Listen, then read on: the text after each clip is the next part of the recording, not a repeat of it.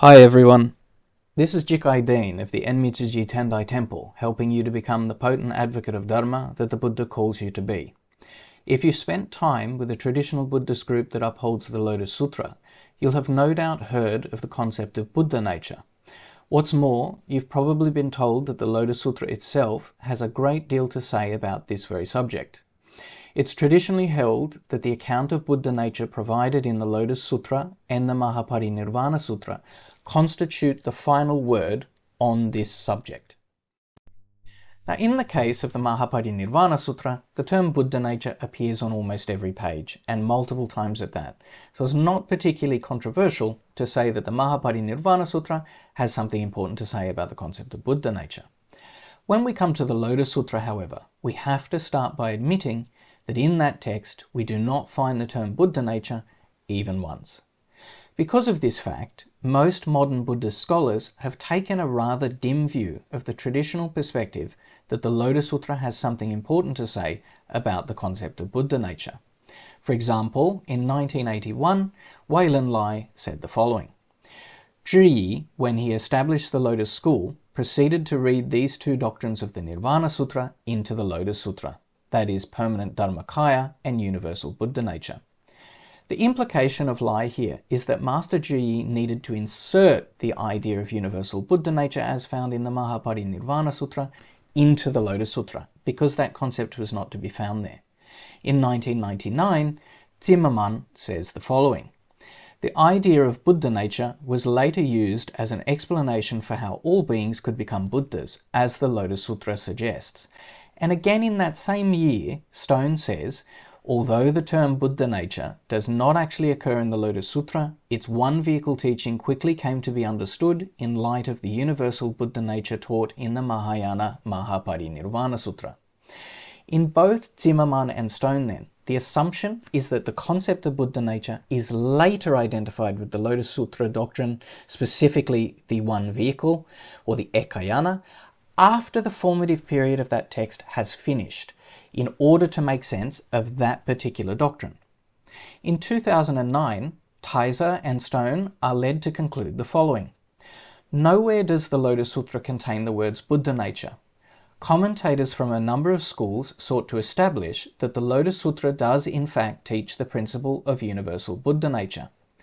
Now here the position being advanced is that later commentators to the Lotus Sutra pushed the idea that the Lotus Sutra had something to teach about the principle of universal Buddha nature. Although it's stated in words not as strong as elsewhere, this position is suggesting that because the Lotus Sutra does not contain the term Buddha nature, it does not intrinsically have anything to say about the idea that beings have the same nature as the Buddhas, i.e. Buddha nature, and therefore that later commentators were obliged to establish a connection between the concept of Buddha nature and the Lotus Sutra. In 2019, Lopez and Stone again remark as follows: the Lotus Sutra does not contain the precise term Buddha nature, perhaps because that term had not yet come into use in Indian Buddhism. However, the Lotus Sutra clearly recognizes the Buddha potential in all beings, and Chinese exegetes argued that the concept is there, if not the term itself. Now, this position at least acknowledges that just because the term Buddha nature is not to be found in the Lotus Sutra itself, it doesn't mean that the text does not have things to say about Buddha nature as a concept per se. We can be thankful about this much at least, but this position still gives the impression that Chinese exegetes argued that the concept is there, even if the term is not. In other words, it is silent on whether the Lotus Sutra itself intended to say something about Buddha nature, and in being silent on this question, while at the same time commenting on the Chinese exegetes in particular, it implies that the concept of Buddha nature was not seen or argued for by Indian Buddhists in regards to the Lotus Sutra, but was later seen and argued for specifically in the Far East. In one way or another, if we rely on any of these positions, we cannot in any meaningful or substantial way agree with Master Jikai when he says the following in his Fa Hua Suan Yi: the passages and meaning of these two sutras that is the lotus and nirvana, intermingle and are always identical. For what reason do various people crave after their differences? If the passages or meanings seem contradictory or different, they are in fact formulated from the identical concept and faultless. Presently, the passages and meaning of the texts are in fundamental agreement. What merit would there be in separating them? It is merely that the Nirvana Sutra takes Buddha nature as its main tenet, and not the case that it does not explain the meaning of the one vehicle. This Lotus Sutra takes the one vehicle to be its main tenet, but it is not the case that it doesn't also explain the meaning of Buddha nature. Teaching in accord with various capacities, they are differently expounded, but their meaning is always the same. So Great Master Zhiyi is putting all of the tradition's cards on the table. He's claiming that the Nirvana Sutra, which speaks extensively about Buddha nature, and the Lotus Sutra, which does not use that word, are the same in meaning and intention. He does this by implying that the dialogue in the Nirvana Sutra on the concept of Buddha nature and the dialogue in the Lotus Sutra on the concept of the one vehicle are formulated from the identical concept and faultless. And the reason they differ then in their presentation is because the Buddha recognizes that beings have different capacities and, quote, teaching in accord with various capacities, they are differently expounded and yet their meaning is always the same. So the traditional position here is diametrically opposed to both the idea that the concept of Buddha nature is not expounded in the Lotus Sutra, and secondly the idea that interpreting the Lotus Sutra as a text which expounds the concept of Buddha nature is an East Asian or Chinese innovation. In order to make sure that there is absolutely no grey area in our presentation here, I want to make it very clear that in contradistinction to these two scholarly positions, the tradition maintains A, that the concept of Buddha nature is expounded in the Lotus Sutra, and B, that interpreting the Lotus Sutra as a text which expounds the concept of Buddha nature is based on Indic precedent, and not an East Asian or Chinese innovation. In today's talk then, I intend to give you, the viewer, good reasons for why the tradition holds these views, and thereby to provide you with the means to make an educated judgment on such matters. Even if you end up disagreeing with the tradition's position on these matters, I hope that by the end of the discussion, you'll have at least the wherewithal to appreciate the position of the other side in a more than caricatured way. And if, like me, on the other hand, you are convinced by the tradition's take, I aim to provide you with useful information with which to articulate your position more fully and more carefully.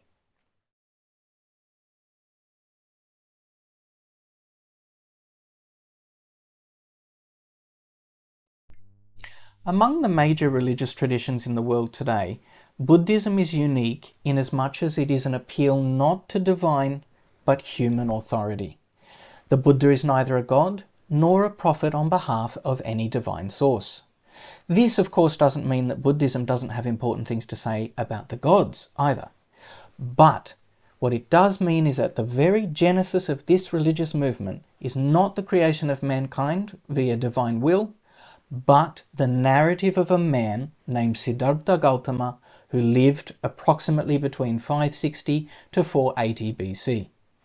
This human being came to be known affectionately by his followers as the Shakyamuni, or the sage of the Shakya clan, because this identified the lineage or gotra which produced him. And it's by this term of endearment that most Buddhists, certainly in Mahayana countries, refer to the historical man we know as the Buddha. Absent this divine inspiration at the beginning, the Buddhist faith, then, is a soteriological or salvific project which identifies the problem of existence in an epistemological error. In simpler terms, Buddhism is aimed at overcoming errors in our understanding and knowledge of existence. This is the beginning and the end of Buddhism as a religious movement. Why is this important, you might wonder? Well, the Buddhist program ultimately declares that any individual who achieves the knowledge and insight of Buddhahood, i.e. the jnana and darshana of a Buddha, has perfected his being in such a way that even the gods in the highest of the heavens ought to pay due reverence. And so it's only natural that the Buddhist tradition from the very earliest days had something important to say about the character or nature of a Buddha.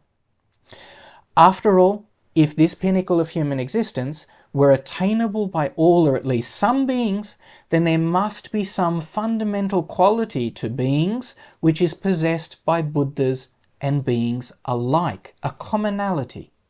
Now this Buddha-like quality, or literally Buddha-ness to beings, came to be referred to as Buddha nature, or forcing, or Bussho in Japanese, when it was translated into Chinese in the various Buddhist scriptures and treatises.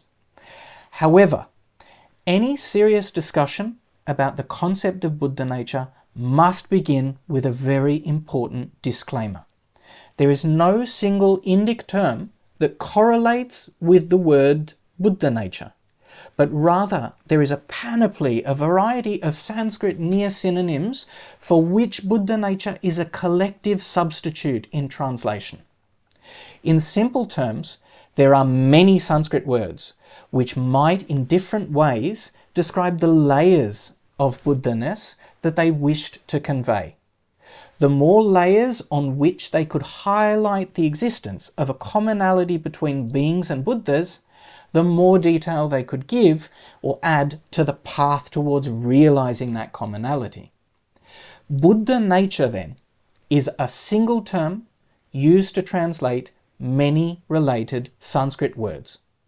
And it's most likely that early translators picked this common term to translate that variety of Sanskrit words in order to allay any risk that Chinese readers would not have appreciated or picked up on the shared meanings of the Sanskrit originals.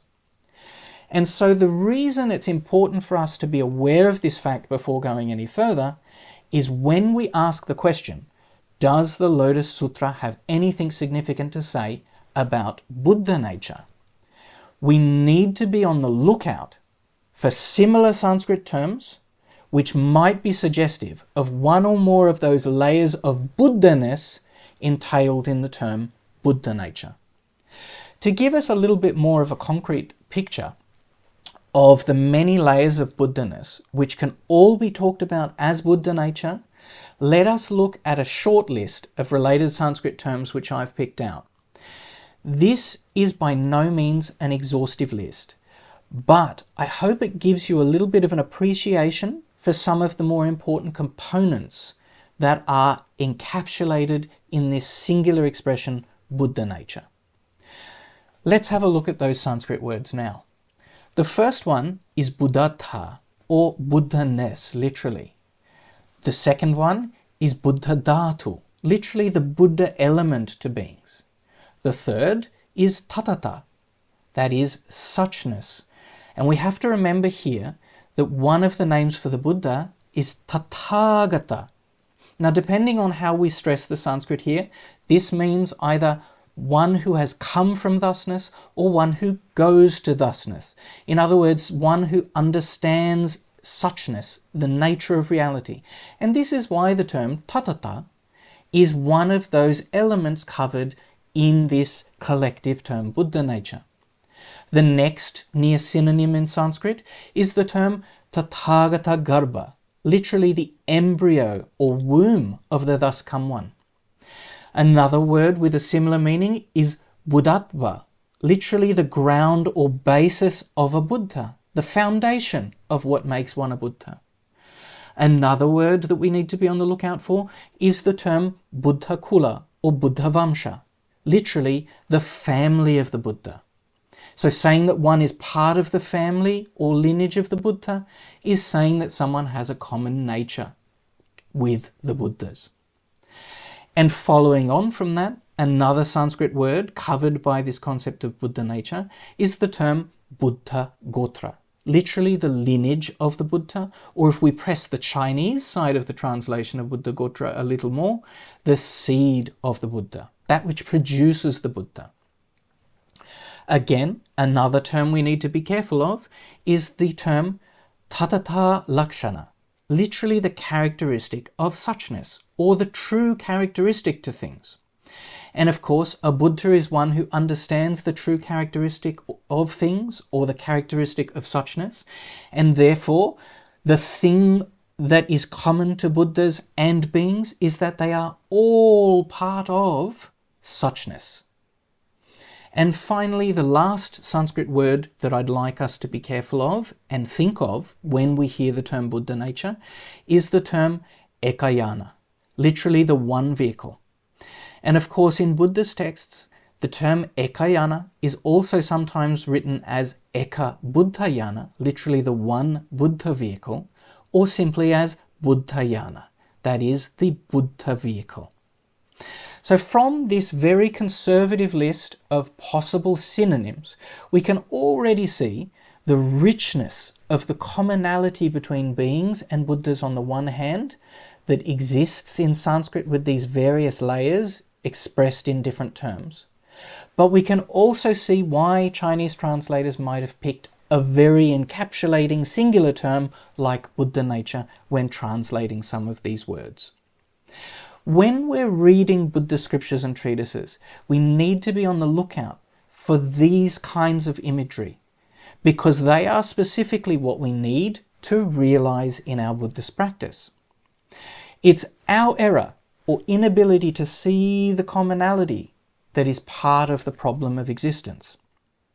So any practitioner or scholar who's looking into the concept of Buddha nature and is either insufficiently aware of these kinds of imagery or is simply not looking out for these kinds of imagery does not appreciate the meanings and workings of this concept of Buddha nature, and therefore can't really adjudicate on such issues with any normative or substantial force. So we now have a very basic outline of how to consider questions of Buddha nature with some maturity. Now it's at this point that you might be thinking, that's all very good and well, Jikai, but the title of this talk is Buddha nature and caste in the Lotus Sutra. And up to this point you've said something about Buddha nature, but nothing about the caste system. So it's now that we've familiarized ourselves with the concept of Buddha nature that we can turn our attention to getting a little bit of a basic faculty in the pre-Buddhist caste system of Vedic India.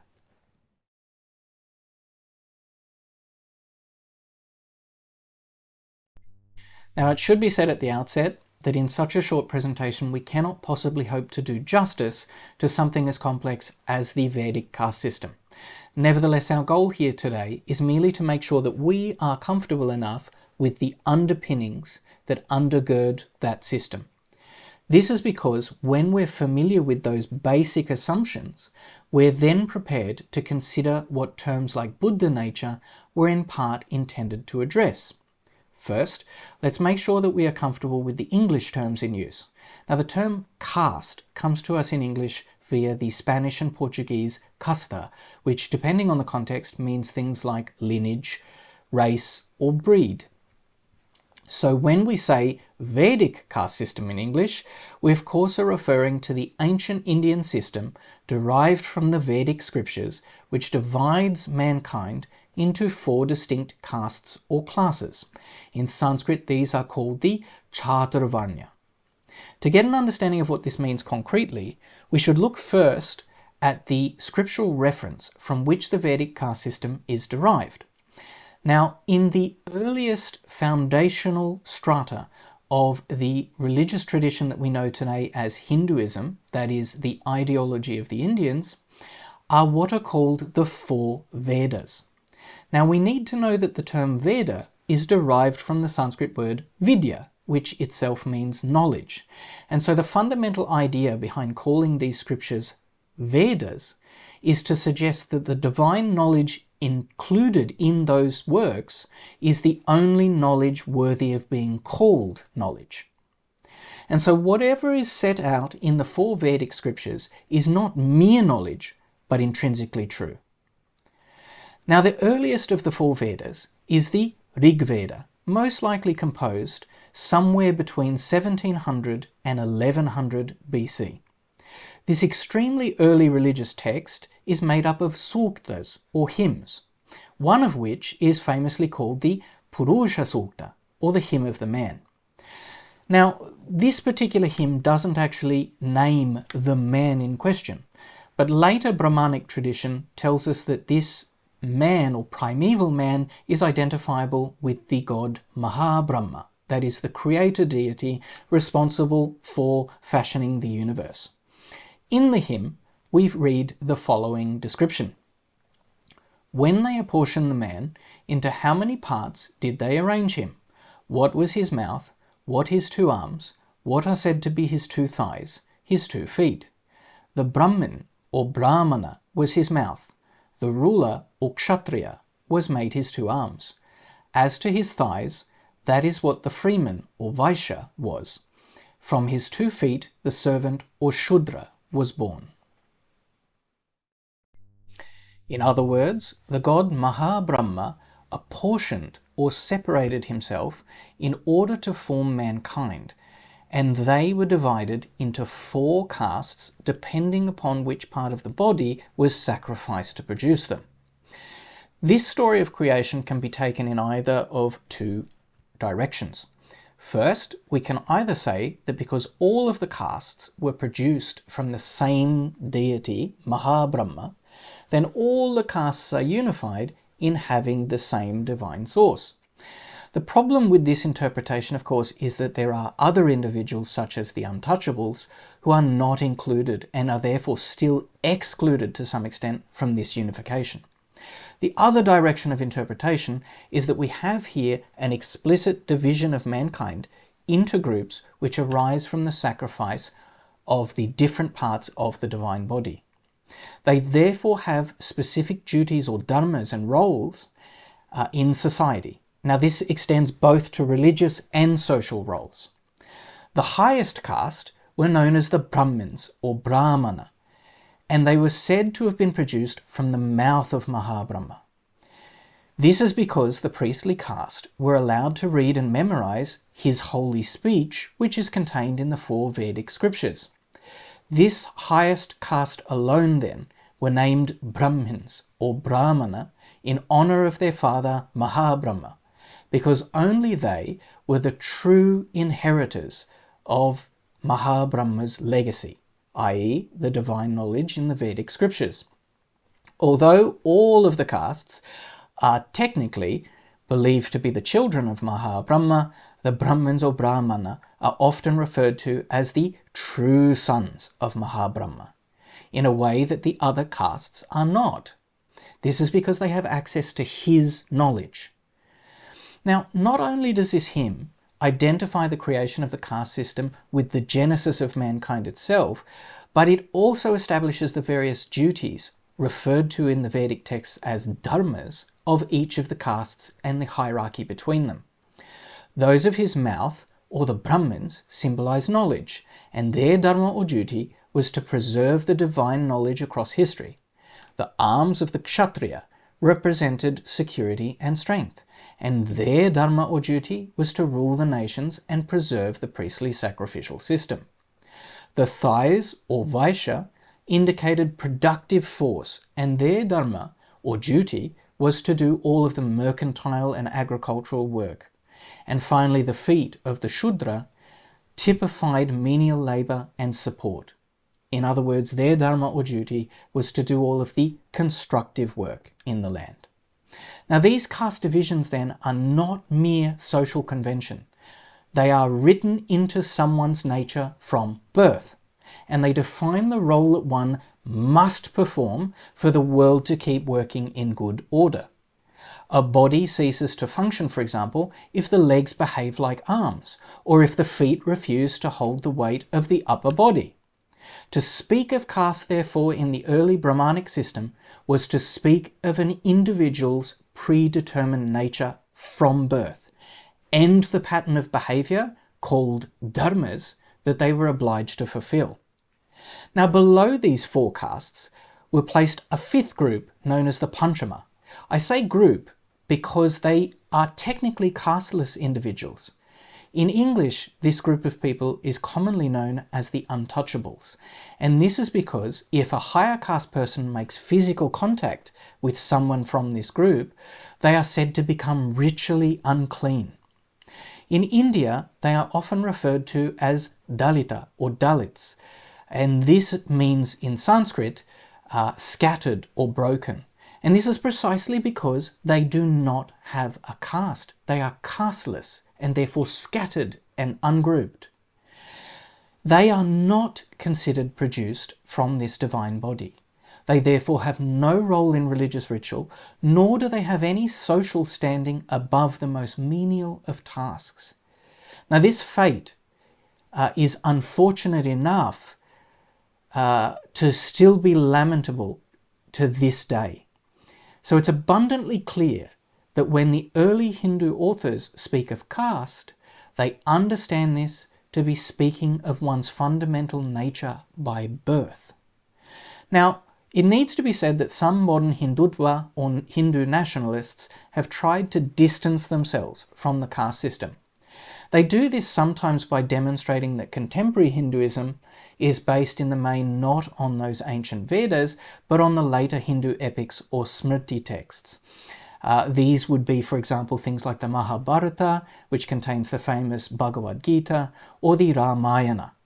But the problem with doing this is that those works contain heroes, such as Rama, for example, who are heroes precisely because they conform to their dharma or duty in the Brahmanic context, not because they shirk or remove themselves from that caste obligation.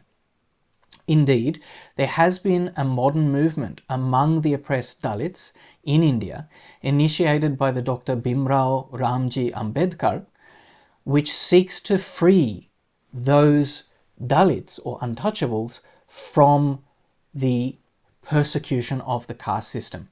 The way in which they have done this is by mass conversion to Buddhism, which does not have the Brahmanic caste system. Ambedkar was himself a member of the Untouchables, and on the 14th of October 1956, he and 365 other Dalita converted to Buddhism. Now, others have tried to say that these castes signify one's profession and is therefore not indicative of one's nature from birth. But if this were so, then the Chandogya Upanishad, written sometime between the 8th and 6th century BC, so somewhere around the time that the Buddha lived, in fact, would not have said the following: among them, those who did good work in this world, in their past life, attain a good birth accordingly. They are born as a Brahmin, a Kshatriya, or a Vaishya.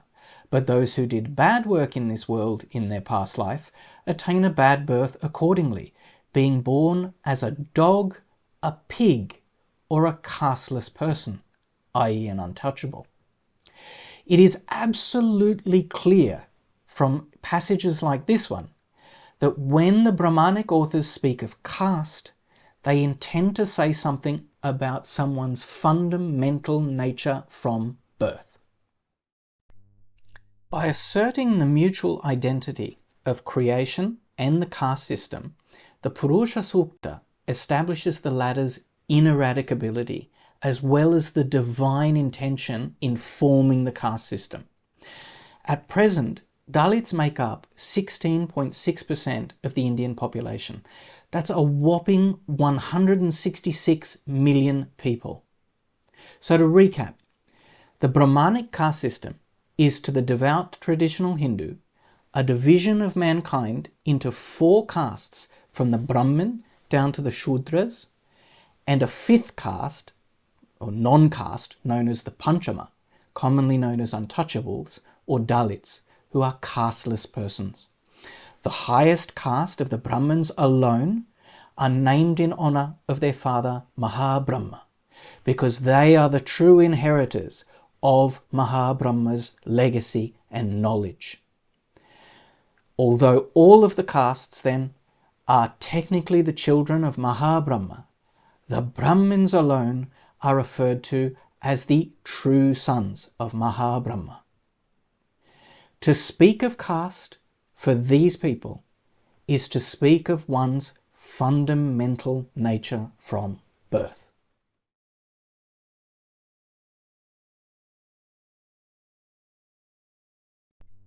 Although Chinese Buddhists would naturally have not read the Vedas, they were made aware of these caste distinctions and the Buddha's response to them indirectly via their Indian and Central Asian masters.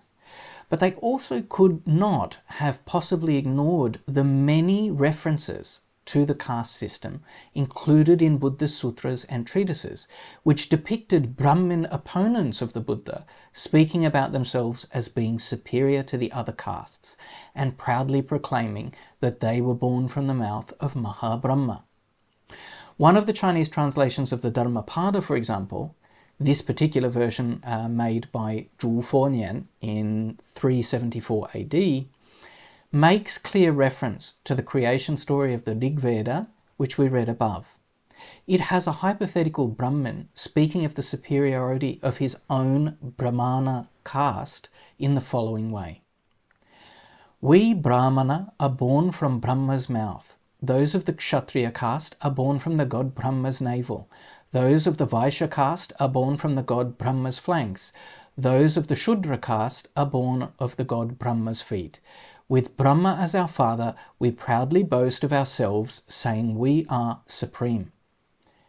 In the Madhyamadgama Sutras, Asalayana Brahmana Sutra, we find a group of Brahmins meeting to discuss the danger that the Buddha poses in their area because he teaches individuals of all castes. Speaking of their own superiority in the most bone-chillingly horrendous terms, they say the following. The Brahmana caste are supreme, the others are not so. The Brahmana caste is white, the others are all black. The Brahmana caste attain purity, the non-Brahmana do not attain purification. The Brahmana are the sons of the god Brahma, from his mouth born. The Brahmana are those made manifest by Brahma, and yet the Shramana Gautama, i.e. the Buddha, preaches that all of the four castes can achieve purity. In his Mahaprajnaparamita Upadesha treatise, the greatest sage of the Mahayana, Nagarjuna, told East Asian Buddhists that, quote, there are those who say, because the Brahmana are born from the edges of the god King Brahma's mouth, they are supreme among the four castes. And so East Asian Buddhists were very familiar with the division of the castes expounded in texts like the Rig Veda, even though indirectly, and also had a sense of how certain expressions, like being born from the mouth of Brahma, etc., were clearly references to the supreme caste of the Brahmins. They knew that these descriptions implied that the Brahmins believed themselves to be superior. They knew that the Brahmins referred to themselves as the true sons of Brahma. And they knew that when the Brahmins spoke of caste, they intended to say something about individuals from birth. In other words, they knew that this meant that someone's very nature was superior or inferior, depending on the caste ascribed to them by the Brahmins. Of course, they didn't agree with this account, but they definitely understood that that was the opinion of the Brahmins.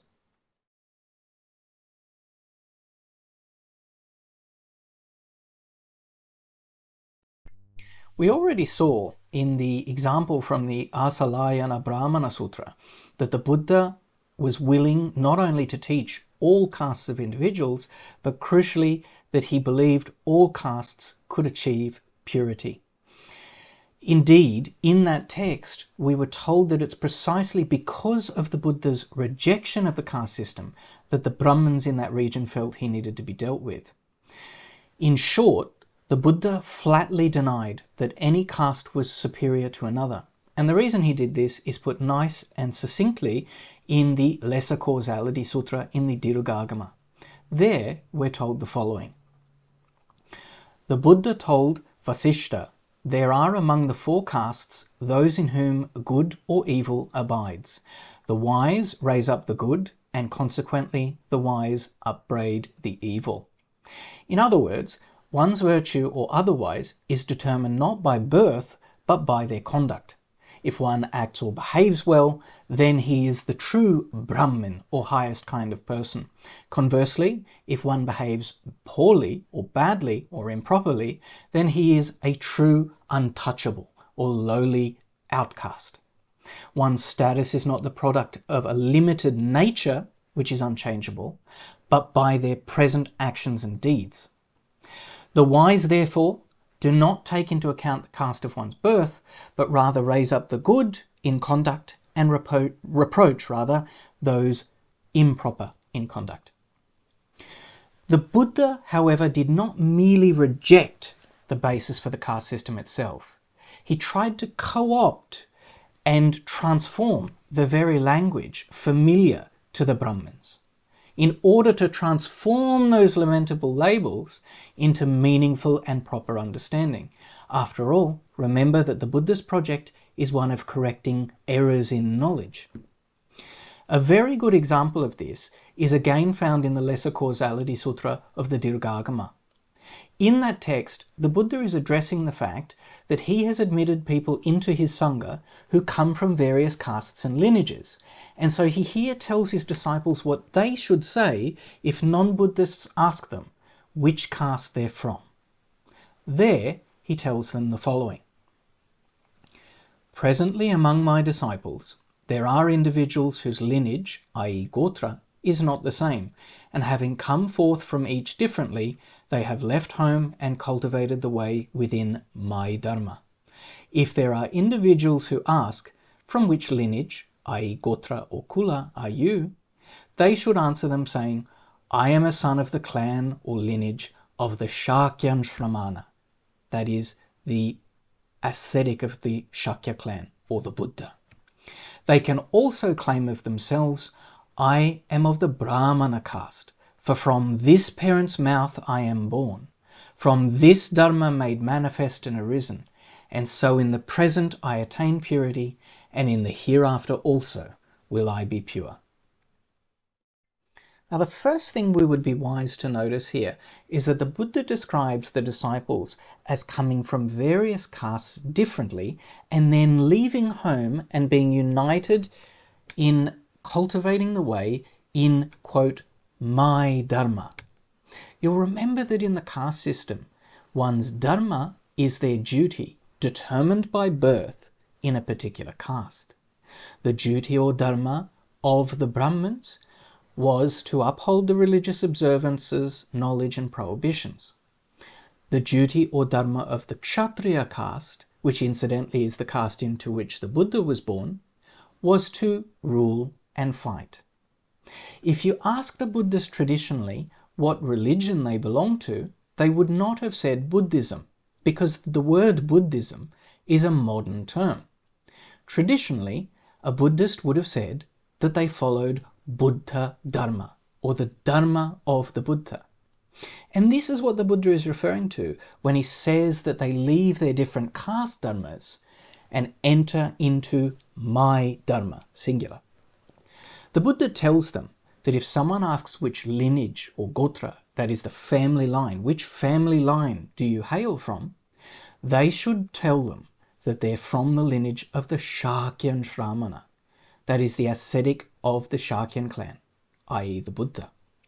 Now, the disciples are obviously, very, very obviously, are not the biological children of the Buddha. The disciples, by conduct, by joining the Sangha, by entering the Buddha's Dharma, by working for the liberation of sentient beings, join his lineage. We can see already that the Buddha has transformed what the word Dharma means and the word Gotra, or lineage.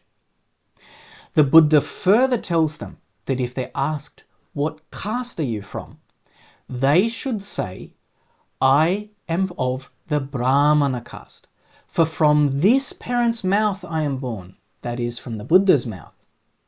In other words, tell them that you're from the highest caste, but not because you were born from the mouth of Brahma, but because you were born from the mouth of the Buddha, the truly righteous one. You have by your conduct made yourself the true Brahmin, the truly highest of beings. The Buddha, by his actions, is the true Brahma, the truly worthy of offerings and worship, by his conduct, not by virtue of his birth. Due to your own actions, you follow the Dharma expounded from the mouth of the Buddha. He is the parent from whose mouth you have been reborn. You are made a true member of the highest caste, the Brahmana caste, by behaving righteously. The Buddha's Dharma is one. It is seeking liberation for oneself and for others. This is the conduct that defines a truly righteous being, not their birth. Beings are born not with a limited potential from birth, but are defined by their good or bad deeds and actions in the present. Now, the Buddha could simply have refused to use the language of the caste system and not engaged with his contemporary Indians. But instead, he transformed the word dharma from meaning the duty defined from one's birth into truth, true righteousness. He transformed the word Brahmana from meaning one born into the highest class into someone who earned respect from the community through their own wisdom and compassion. He transformed what it means to be born from the mouth of someone, from meaning one who was given authority from the gods, into someone who does away with the dharma or duty determined by their birth and picks up the one dharma of the Buddha.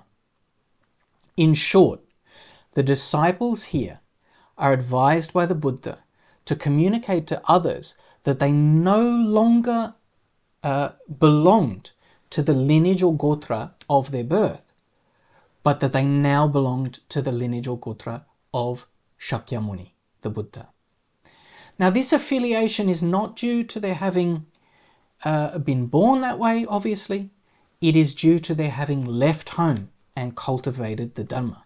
They're united in lineage with the Buddha, not by birth, but by undertaking the practice of the Buddha's Dharma, the Buddha's teachings.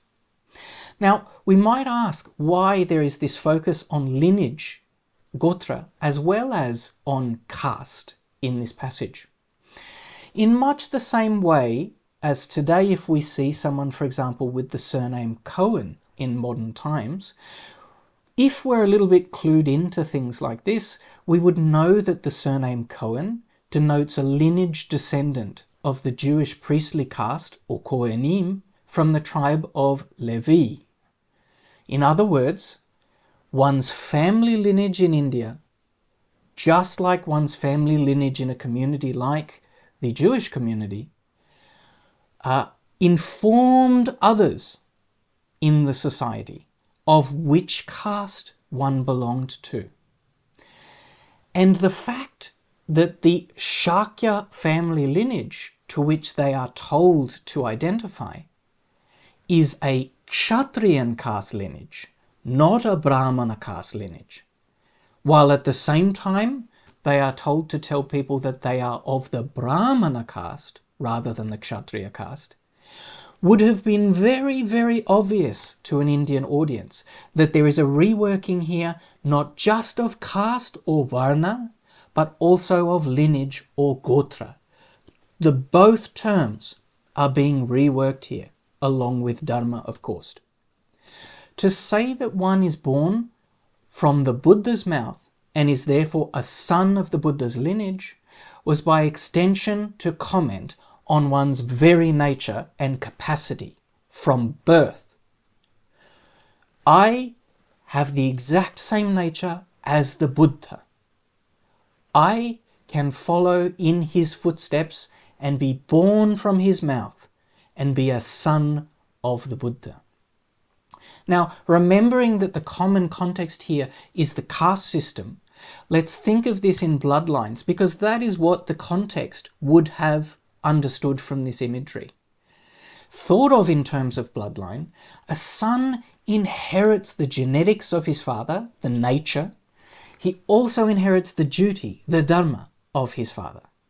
And then naturally he inherits the possessions and the position his father occupied, which in the Buddhist context, a little bit of foreshadowing here, would imply Buddhahood, just like your father, the Buddha.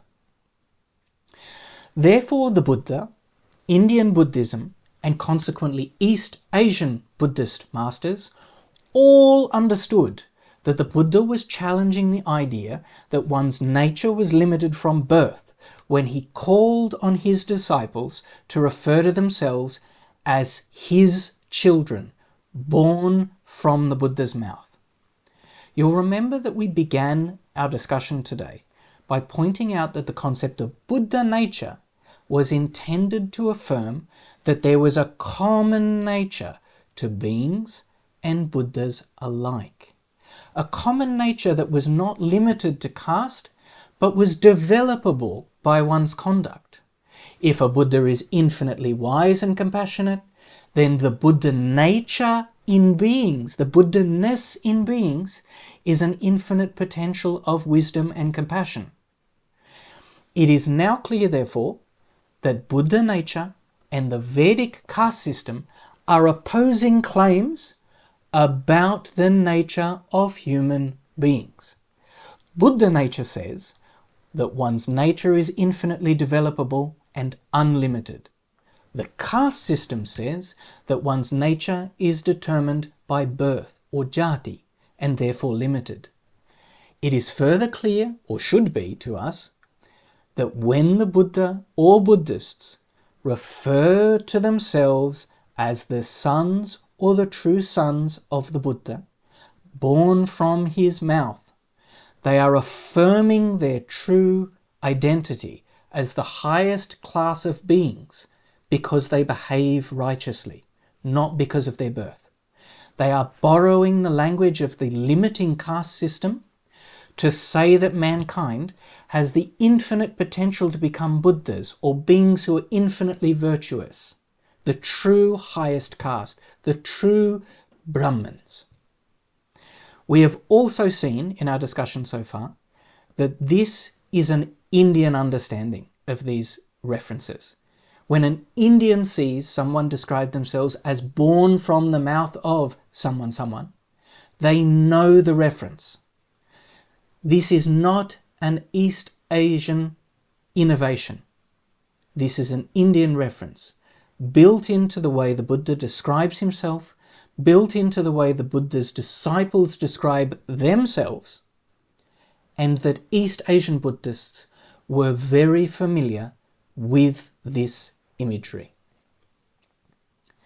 These pre-Buddhist Vedic images were understood by East Asian Buddhists, and we too must understand these images if we are going to understand certain elements of the Buddha nature concept.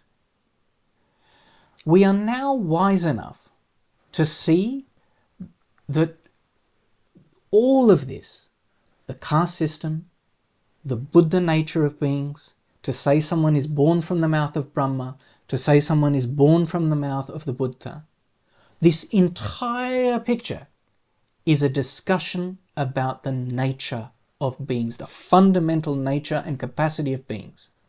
They are either limited, like the castes suggest, or unlimited, like the Buddha nature suggests. We are now wise enough to see what there is to see for those with eyes to see. We have in our possession key elements of the Buddhist worldview, as well as the pre-Buddhist Indian worldview, which will allow us to determine whether the many scholars quoted at the beginning of our talk are right to say that the concept of Buddha nature had to be inserted into the Lotus Sūtra because the term is not found there. Or if they were wrong and that the Lotus Sūtra did in fact have something important to say about the nature of beings, specifically about the commonality of their nature with the nature of Buddhas, i.e. the Buddha nature. From now on, you don't have to take their word or my word for this imagery. You have seen it for yourself, and moving forward you can determine whether the Lotus Sutra does have something important to say about this topic or does not.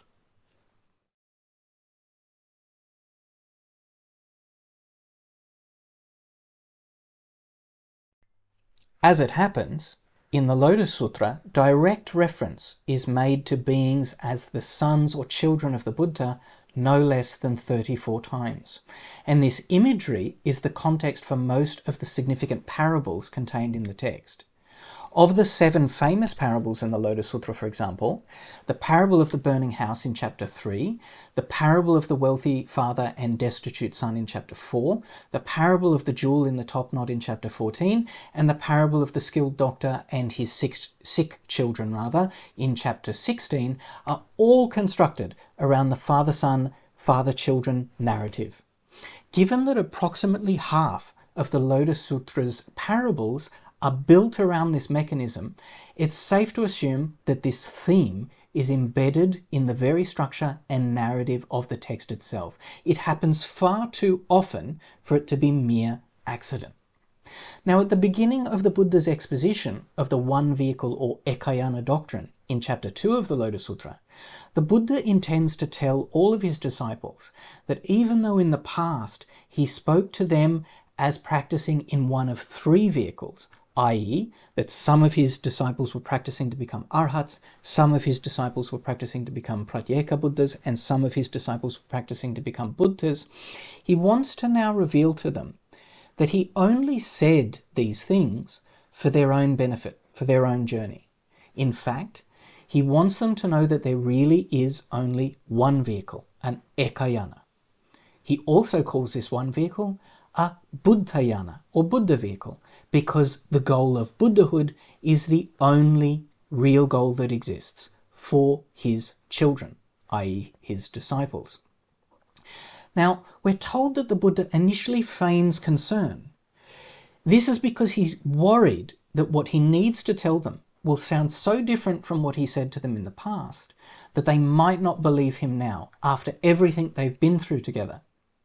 The disciple Shariputra tries to assure the Buddha that they will definitely believe whatever the Buddha has to tell them, regardless of how different it at first seems from what his former teachings suggested. Specifically, Shariputra says the following: "The children born of the Buddha's mouth wait respectfully with palms together, desiring that you put forth the profound sound and now preach in accord with the truth." In other words, Shariputra invokes this familial relationship, which we now understand the context for. Shariputra tells the Buddha, we've left behind our castes and the duties of our castes, we've left our lineages and our families, we have left home, we are now the children born of your mouth. We will trust what you have to say. After all, what he has to say is also from his mouth. The Buddha continues to plead fear. He says, if I tell you what I now must tell you, you will have doubts and be further confused. Shariputra reiterates his reassurance and says the following to the Buddha: "World-honoured one, I only desire that you speak on this. I only desire that you speak on this." In other words, Shariputra is saying his one desire in all the world is to hear what the Buddha has to say. The Buddha now for a 3rd time expresses his worry that they will not understand and not believe him. And for the final time, Shariputra invokes their father-son relationship in imploring him to teach. He says to the Buddha, "Unsurpassed one of the 2 perfections, I beg that you speak the supreme Dharma. I am the eldest son of the Buddha, and I only hope that you condescend and discriminate it for us. In this assembly, infinite multitudes are able to respect and believe this Dhamma. The Buddha has already transformed beings such as these age after age, and they put their palms together with single mind, desiring to listen and receive the Buddha's words. We 1200 and others who desire Buddhahood hope for the sake of this multitude only that you will condescend to discriminate and preach it. These beings, hearing this Dharma, will then give rise to great joy. Shariputra basically says, I am such a senior member of your Sangha that I am known as your eldest son. And like a good son, I will follow you like a shadow. Not just me, but all of these other children of yours who you've saved from age after age. All of us trust you. We have left home and entered your Dharma.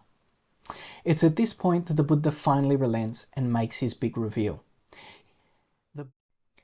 The Buddha told Shariputra, all the Buddha Tathagatas teach and transform only bodhisattvas. All that they do is always for one matter. It is only to show and awaken sentient beings to the knowledge and insight of the Buddhas. Shariputra, for the sake of preaching the Dharma to sentient beings, the Tathagatas only make use of the one Buddha vehicle. There are no other vehicles, nor a second, nor a third.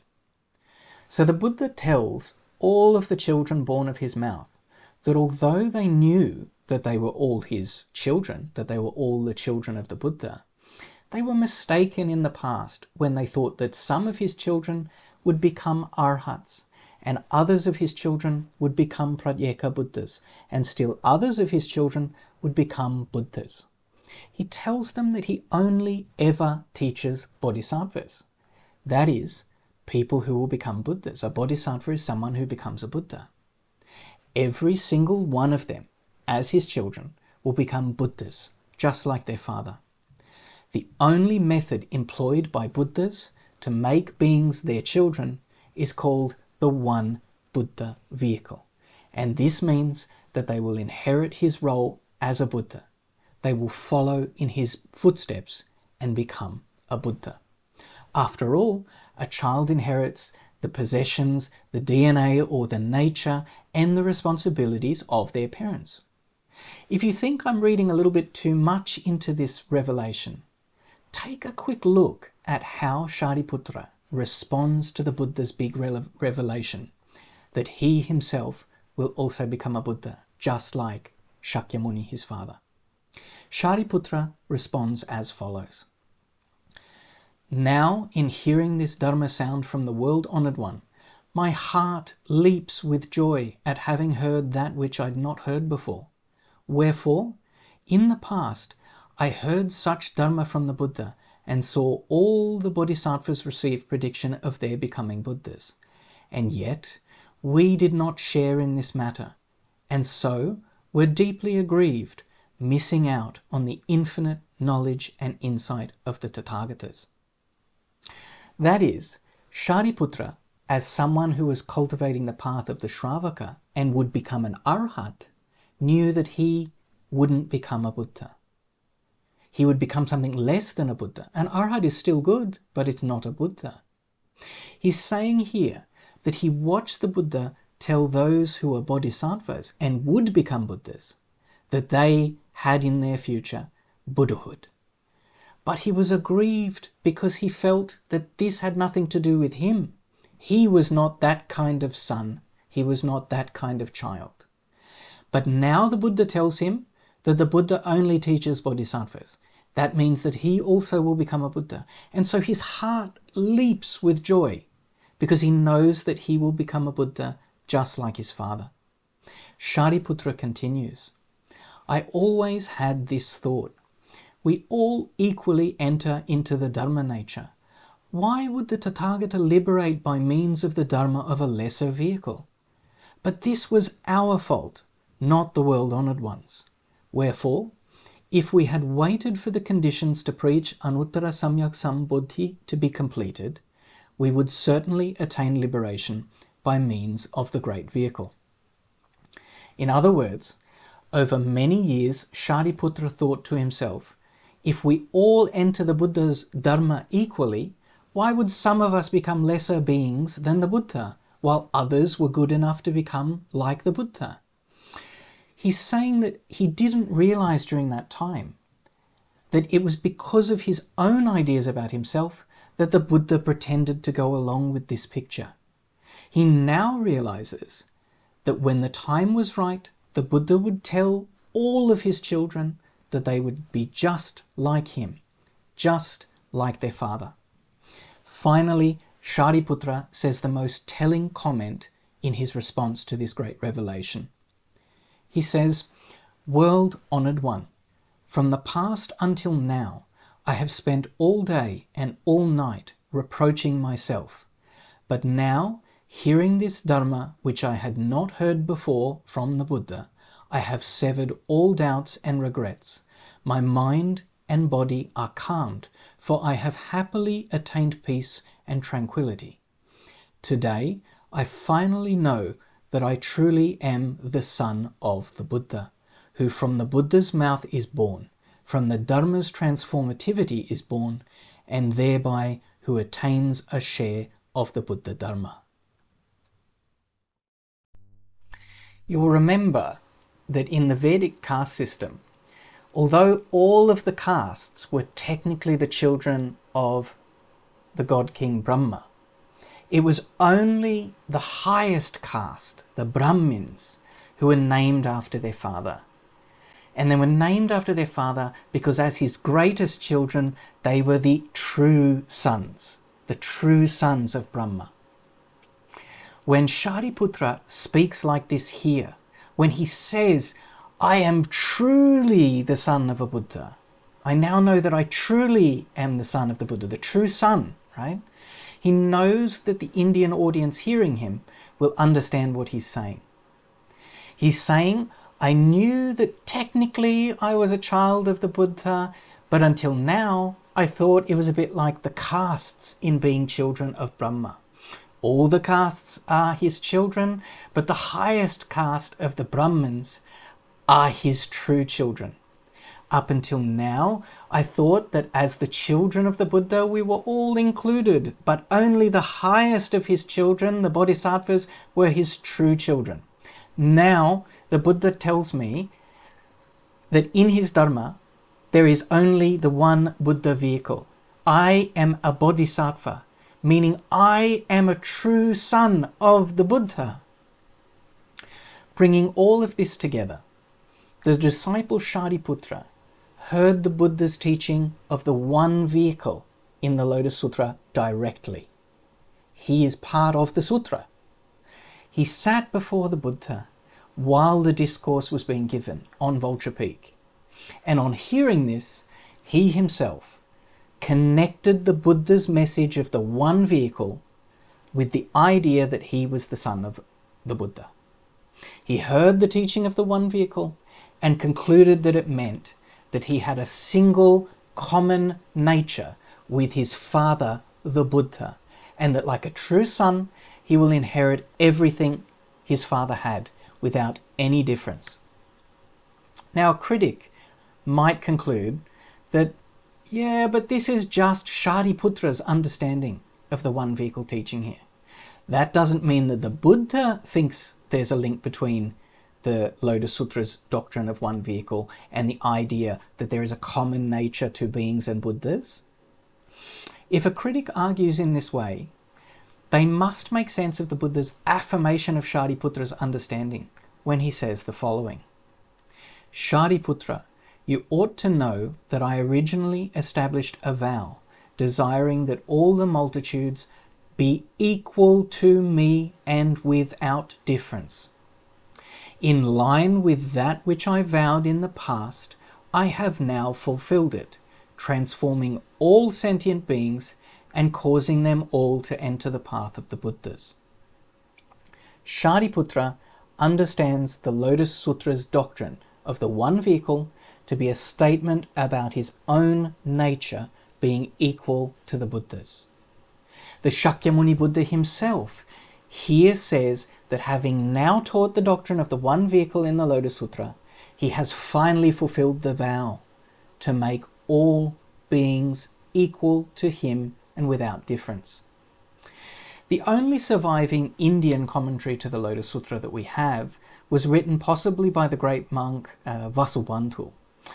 This commentary also understands there to be a connection between the Lotus Sutra and Buddha nature, because in that commentary we read the following: When the Lotus Sutra speaks of the true characteristic of all dharmas, it is because of the unchanging essence of the so-called Tathagata Garbha and Dharmakaya.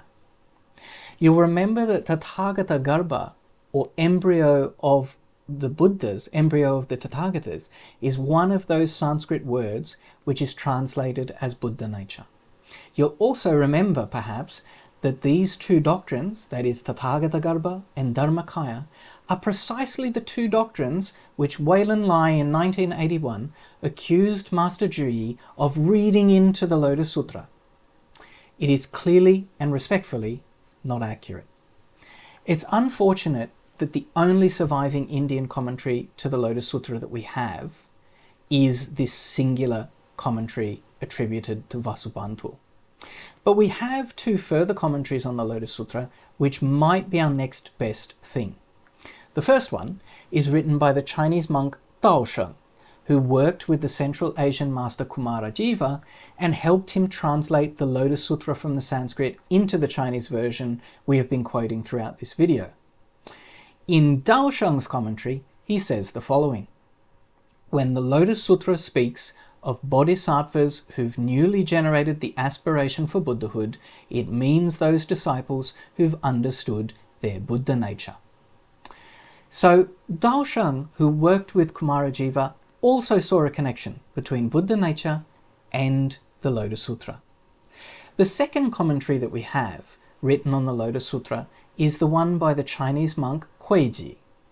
Kuiji was the disciple of the illustrious master Xuanzang, who spent many years studying Buddhism in India at the famous Nalanda University, where he was so renowned that he received the nickname Mahayana Deva. Now, Xuanzang's disciple Kuiji writes the following about the Lotus Sutra in his own commentary. When the Lotus Sutra says, "I dare not despise you, for you all will become Buddhas," it is because it is demonstrating that sentient beings all possess Buddha nature. So we have the Buddha and Shariputra within the Lotus Sutra itself, both of whom understand the Lotus Sutra to be commenting on the common nature of Buddhas and beings alike. We also have the renowned Indian master Vasubandhu arguing the same in his commentary. We have Daosheng, the Chinese monk who assisted Master Kumarajiva in translating the Lotus Sutra, also concurring that there is a connection between the Lotus Sutra and Buddha nature. Then we have Master Kuiji, whose Master Xuanzang studied in India at the Supreme Buddhist University of Nalanda. His commentary also confirms the connection between the Lotus Sutra and Buddha nature. Now, as it happens, we could also go into the fact that Dr. David Rueg's work on the late Indian Madhyamaka masters Dharmamitra and Abhayakara Gupta, whose works only exist in Tibetan translation, both maintained that there was a philosophical inseparability between the Buddha nature Tathagata Garbha concept and the one vehicle doctrine of the Lotus Sutra. This reference is not only another reference to an Indian master feeling this way, but it's also an independent reference preserved in Tibetan rather than Chinese. Now, with this vast understanding in place, let's return to the quote from Master Zhiyi, which we looked at the beginning of this talk. The passages and meaning of these two sutras, i.e. the Lotus and Nirvana, intermingle and are always identical. For what reason do various people crave after their differences? If the passages or meanings seem contradictory or different, they are in fact formulated from the identical concept and faultless. Presently, the passages and meaning of the texts are in fundamental agreement. What merit would there be in separating them? It is merely that the Nirvana Sutra takes Buddha nature as its main tenet, and not the case that it does not explain the meaning of the one vehicle. This Lotus Sutra takes the one vehicle to be its main tenet, but it is not the case that it doesn't also explain the meaning of Buddha nature. Teaching in accord with various capacities, they are differently expounded, but their meaning is always the same. This position of Master Zhiyi is in line with the one we've seen advanced in the Lotus Sutra itself, as well as the one advanced by the various masters in India and China we've already looked at. All of these masters share the same opinion on the matter. That is, that there is a connection between the one vehicle doctrine of the Lotus Sutra and the concept of Buddha nature. The only people who differ on this position happen to be most contemporary scholars. The second most important master in the Tiantai Tendai lineage is Master Jianran, and in his seminal work on Buddha nature called the Jinggang Pilun, or the Adamantine Scalpel Treatise, he positions himself squarely in this understanding when he says the following. Having heard the opening of the provisional, Shariputra only then proclaimed that he was born from the Buddha's mouth, born transformed by the Dharma, and had a share of the Buddha's Dharma. Therefore, in the Nirvana Sutra, fearing that in the future a portion of sentient beings would not believe that they themselves possess the nature of the thus come ones, i.e. Buddha nature, and say that the Achantikas are still eternally cut off from Buddha nature, the Buddha expounds to them concerning Buddha nature, and causes them to know that they possess it, and that the Achantikas are not cut off from it.